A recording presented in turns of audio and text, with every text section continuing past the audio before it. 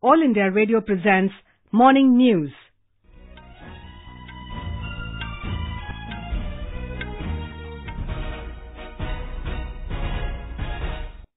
Good morning.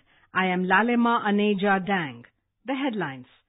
A Dubai court orders extradition of British middleman Christian Michel in the Augusta Westland VVIP chopper deal case. Enforcement Directorate raids multiple locations in Delhi and Mumbai in connection with 700 crore rupee Dubai-linked Hawala trade racket. Afghan President Ashraf Ghani arrives in New Delhi today on a day-long visit to hold talks with Prime Minister Narendra Modi. Vice President M. Venkaiah Naidu to meet Romanian leaders in Bucharest, two countries to sign a number of MOUs. In Asia Cup cricket, India beat Hong Kong by 26 runs in their opening match at Dubai to face Pakistan this afternoon. And wrestler Sarjan Bhanwal enters the final of Junior World Championship in Slovakia.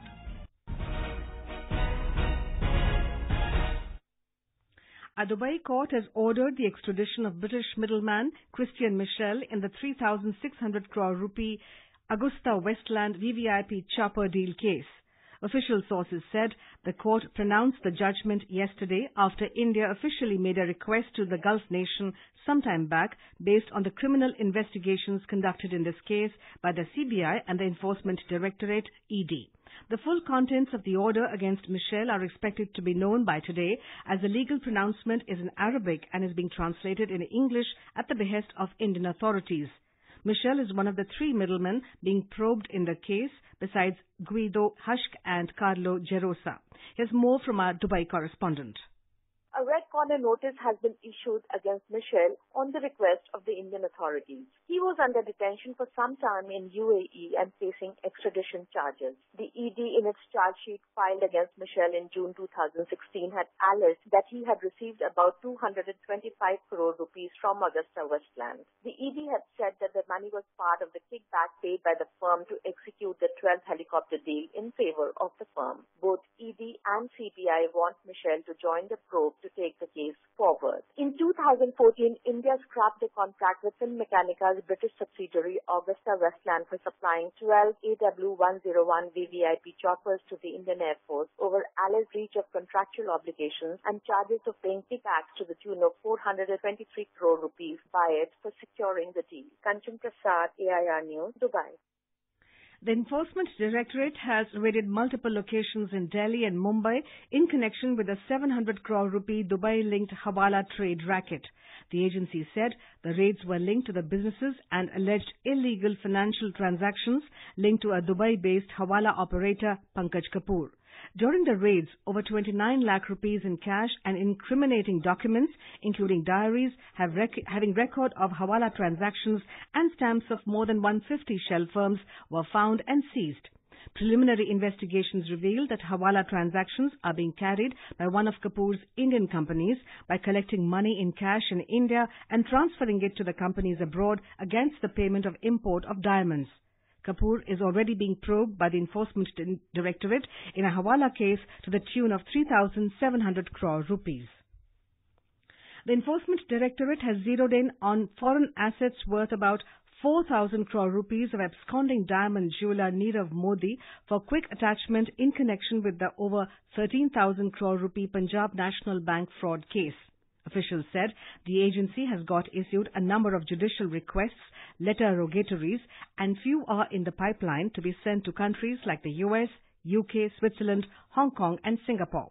The official said ED had deployed a special team to find out these assets, and after getting official inputs, it has now begun the action to attach the properties under the criminal provisions of the Prevention of Money Laundering Act soon with the help from foreign authorities. The properties include houses, villas and bank accounts of Nirav Modi and his family. The Election Commission EC has postponed till the 25th of this month the hearing in the Office of Profit case in which 20 Aam Aadmi Party MLAs are facing disqualification. Talking to AIR, Chief Election Commissioner O.P. Rawat said the hearing was postponed due to some administrative exigencies. The EC was scheduled to hear and decide on the AAP MLA's plea today to cross-examine some officials of the Delhi government's General Administrative Department. The MLAs say the cross-examination is required to prove that they are not holding any office of profit. The EC had, in January, disqualified 20 MLAs of the Aam Aadmi Party for holding office of profit as parliamentary secretaries. Later in March, the Delhi High Court quashed the move and asked the EC to hear the matter afresh. BJP President Amit Shah has said BJP government is committed to doubling the farmers' income by 2022. Addressing the Shakti Kendra Sammelan and the party's IT cell volunteers meet in Udaipur last evening, Mr. Shah said the government has initiated various welfare schemes for farmers like the Soil Health Card and raising MSP of crops up to 1.5 times. He said, पूरे देश के किसानों के लिए लागत से 1.5 गुना समर्थन मूल्य देने का काम कर आजादी के बाद पहली बार देश का पेट भरने वाले किसान को सम्मान के साथ जीने का अधिकार भारतीय जनता पार्टी की सरकार ने दिया है. This is All India Radio giving you the news. For quick news updates round the clock, follow us on our Twitter handle @AIR News Alerts.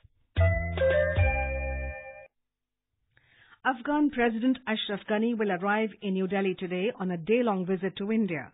Mr. Ghani will meet Prime Minister Narendra Modi in the afternoon and discuss issues related to bilateral ties and also matters concerning regional security. India Foundation will also host civic reception for the visiting dignitary. The visit is considered significant in more ways than one, as it is coming within days of Pakistan Foreign Minister visiting Afghanistan and holding crucial talks. Foreign Secretary Vijay Gokhale had also travelled to Kabul to chair the meeting of the Joint Working Group on Political and Security Cooperation between India and Afghanistan. Vice President M. Venkaiah Naidu reached Romanian capital Bucharest last evening on the final leg of his three-nation visit. He will hold talks with Romanian President Klaus Werner Iohannis, Prime Minister Viorica Dăncilă, and the President of the Senate today will witness the signing of MOUs.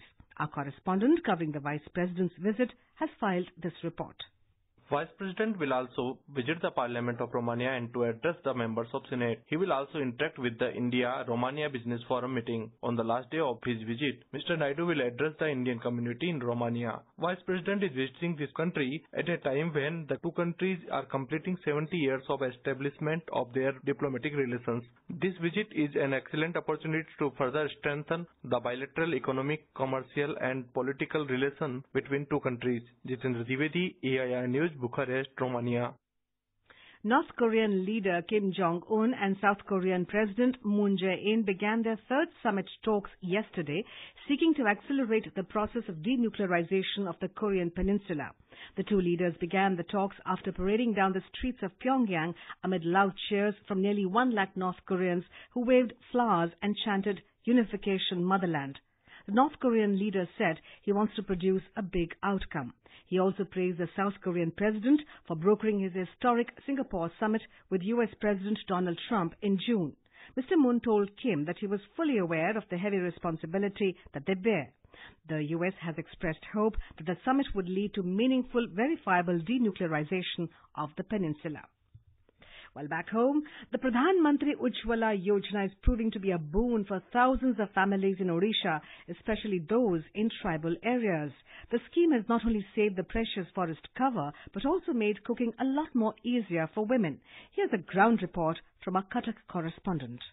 Prime Minister Ujjwala Yojana has received good response, particularly in tribal districts of Odisha. More than 33,67,032 people have taken benefit from the scheme till now in the state. Sima Jana, one of the beneficiaries of Dhenkanal district, says that the gas connection has improved her life and saved money. मैं लकड़ी के चूल्हे से रसोई करती थी तो मुझे बहुत परेशानी होती थी, वक्त ज्यादा जाता था और हम बहुत तकलीफ में भी रहते थे.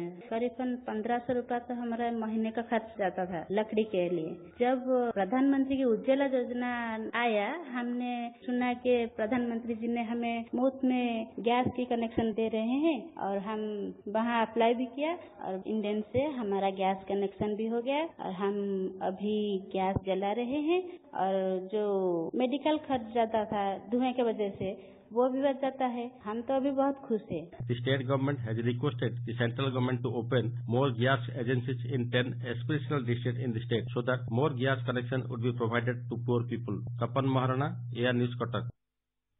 Director of Bhabha Atomic Research Centre, BARC, Kamlesh Neelkant Vyas, has been appointed as Secretary, Department of Atomic Energy and Chairman, Atomic Energy Commission.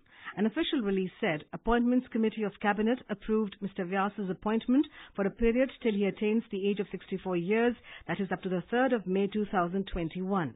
Besides, Senior IAS Officer Anando Majumdar has been appointed as Secretary, Central Vigilance Commission.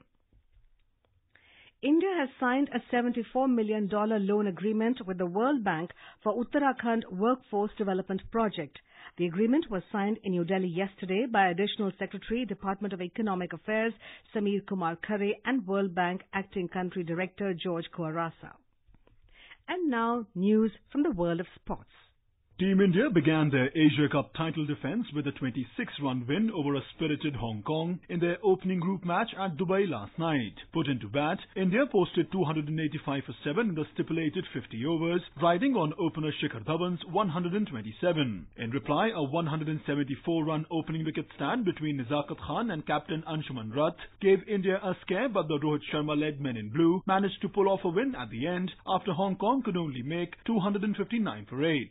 India will face arch-rivals Pakistan today in their second Pool A match. All India Radio will broadcast live commentary on the game from 4:30 p.m. onwards. On to wrestling, India's Sarjan Bhanwal has advanced to the final of the 77 kg Greco-Roman event in the World Junior Championship at Trnava in Slovakia. Sarjan defeated Dimitro Gardube of Ukraine in the semi-finals to assure himself of at least a silver medal. And in badminton, Saina Nehwal has made a shock first-round exit from the China Open at Changchu. Saina lost to Sung Ji-hyun of South Korea 22-20, 8-21, 14-21 yesterday. However, third seed PV Sindhu advanced to the pre-quarterfinals.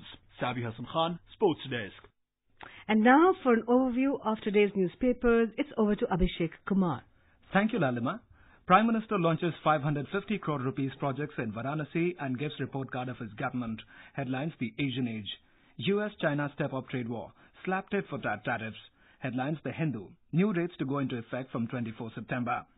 What's your stand on Aravali's realty? Is a DNA headline about NGT's direction to Haryana government on a housing project on deep forest land. The DNA reports of former space scientist K. Chandrasekhar slipping into coma hours before the Supreme Court gave its verdict on Friday, dismissing 1994 espionage case as a frame-up. Haryana stamp duty up steeply. Headlines The Tribune. Registration of legal documents including power of attorney, agreement deeds, partnership deeds, etc. will now cost more.